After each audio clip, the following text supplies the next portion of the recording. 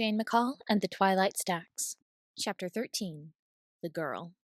Well, that was a bust. Jane had examined every inch of the upstairs and found nothing. Her head had begun aching in an entirely ordinary case of eye strain halfway through. Even worse, she'd wasted her time. Her mom would be back in an hour and she hadn't made any progress. She'd gotten so frustrated by the end that she'd had to put her magic into its restrained state and step out. Maybe a fresh pair of eyes would unveil the clue she needed. A new migraine aura bloomed around her wrist and scar as she descended the stairs. She tried to alleviate the pins and needles discomfort by wiggling her fingers, but it didn't help. If anything, it got worse as she passed the kids' section. She peeked in, remembering the room fondly. Truthfully, this was the room she was most familiar with. She couldn't recall spending any time in sections other than this one prior to a few months after her 13th birthday. Wait, was that the answer? Had she been looking in the wrong place this whole time? She had to check. Stepping in rewarded her with an incremental increase in the sleeping limb feeling. She navigated the short, brightly lit shelves using the pins and needles as a game of hot and cold. Her destination was a section of shelving set against the wall. By now, she could barely feel her hand. She checked to make sure the mark hadn't expanded, but it was still hidden. Satisfied she wasn't about to risk information overload, she started tapping on spines and pulling out books. They were fiction, so the organization didn't tell her anything about their contents. With each failure, she put the book back quicker until she was barely checking 1 or 2 pages. "What are you doing?" Jane jumped in surprise. She turned over her shoulder to see a girl. Jane was bad at guessing ages, but she looked close to her own age, or a bit younger. She was shorter, at any rate. Her blonde hair was pulled into a frizzy, curly tail low on her neck, and she appeared curious. Jane decided to test her luck. "Have you heard of the Twilight Stacks?" The girl's expression grew tight with worry. Jackpot. "Don't go," she said, before Jane could play it off as asking about a book series. "It's dangerous." The urge to tell her to mind her own business was strong. Jane squashed it. Her frustration had nothing to do with this girl, and she didn't deserve to be on the receiving end of a blowout. She forced herself to calmly ask, "How so?" The girl opened her mouth, then froze. Blinked. Her face contorted into a rictus of confusion. "I don't remember," she said.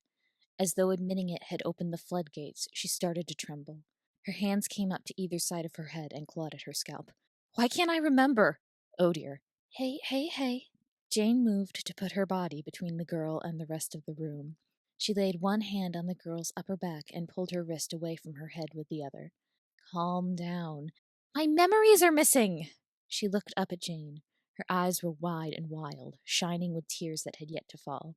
Jane felt the sudden urge to wrap the poor thing in blankets. She was clearly not handling the memory tampering as well as Jane. "I don't know what happened to me." She was loud enough to turn heads. Jane guided her backwards until she was hidden behind a row of shelves. That seemed to help. The girl leaned her weight against the wall shelving and slid to the floor. Jane kept a hold on her and knelt as she descended. Easy. Deep breaths, all right. She made her own breathing deep and audible in an effort to get the girls to synchronize. While that was going on, Jane's mind raced at 1,000 miles an hour. This girl was having memory problems like her. She glanced at the wrist in her hold and couldn't see a mark. The other one was bare too. Was her mark somewhere else? Did she have one at all? Would Jane even be able to see it if she did? Could the girl see hers if she removed her cuff?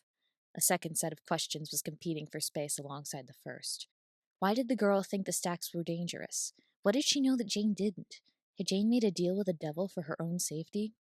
That rabbit hole of spiraling thoughts was cut off by a tap on her wrist. The girl's breathing had evened out, and she was no longer tearing at her own hair. Her expression was still unsteady, but she didn't look about to break down again. Up close, Jane could see a smattering of freckles across the bridge of her nose and the start of some acne on her forehead. The girl's eyes were a vivid emerald green.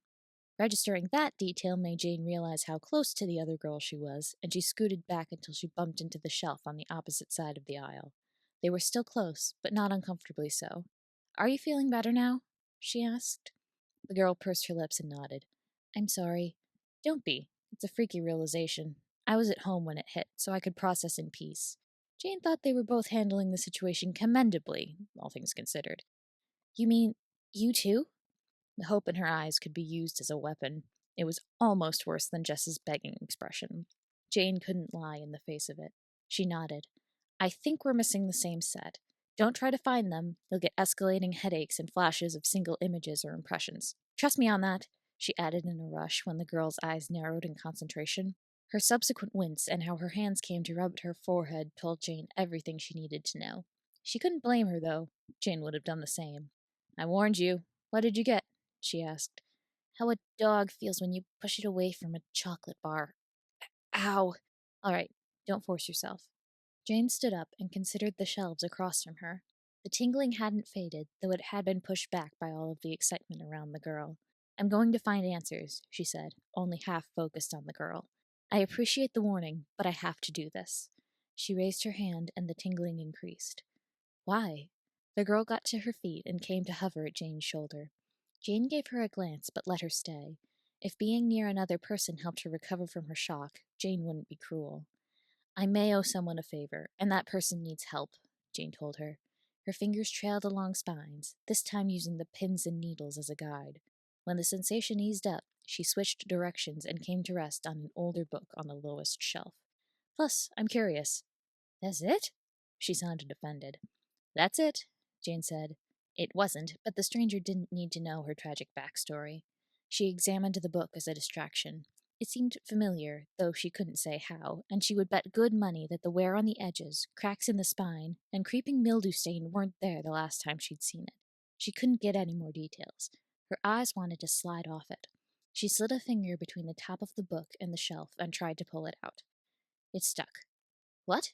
At first, Jane thought that the books on either side were putting pressure on it, but they came away easily when she pulled at them. Something else was going on. More magic? Her hand and scar were tingling enough for it. She looked down at her wrist. The mark was still hidden under its cuff. She didn't really want to let it creep up while someone was right there, but she didn't have any other ideas. Say, she asked the girl. Okay, it was well past the point where they should have exchanged names, but doing so would be unbelievably awkward. Do you have any tattoos? No. Why? She leaned in to get a better look at what Jane was seeing. Do you? No reason. And no. None she'd be able to see, anyway. Probably. She undid the cuff and waited for the girl to call her a liar. No such accusation was forthcoming, and Jane whispered, Come out, as though in frustration. In truth, she needed to let her magic flow into her arm. The tingling became near painful. She touched the book again, this time getting a flash of shadow and a feeling of nausea so intense she could feel the blood rushing out of her face. The girl noticed it too. Hey, what happened? Do you need to sit down? No, I'm fine. Let me in, she hissed at the book. I know you're there. I remember you. She pushed magic into the book and tugged. The book tipped out with a click. Hidden lever. Classic. Jane couldn't tell if the shells vanished, split, compressed, or what. Her brain refused to register the mechanism, but an opening wide enough for a single person appeared in front of her. The girl winced. Upon closer inspection, Jane could see why. The new corridor was ominous and dark, the paint was peeling off the walls, and the ceiling sagged as though waiting for an excuse to collapse. Every single self-preservation instinct in her body screamed to turn around and walk away. Every other instinct was telling her that this was the place she was looking for. This was the Twilight Stacks. She glanced around, but nobody besides the girl was looking her way. An old trick of the Stacks, she suspected, still working even though the entryway looked rotten. Then again, it couldn't have been in perfect shape, seeing as how she should have been one of the people with eyes slipping off this corner. She looked back at the girl and gave her a smile. She smiled back, though the expression looked more like a grimace. Jane said, Thanks for the warning. It was nice to meet you. Next time, let's exchange names. With that, Jane turned back. She stared down the yawning darkness, squared her shoulders, and stepped into the Twilight Stacks. Queries, kudos, or concerns? Like, comment, and subscribe. Thanks for listening.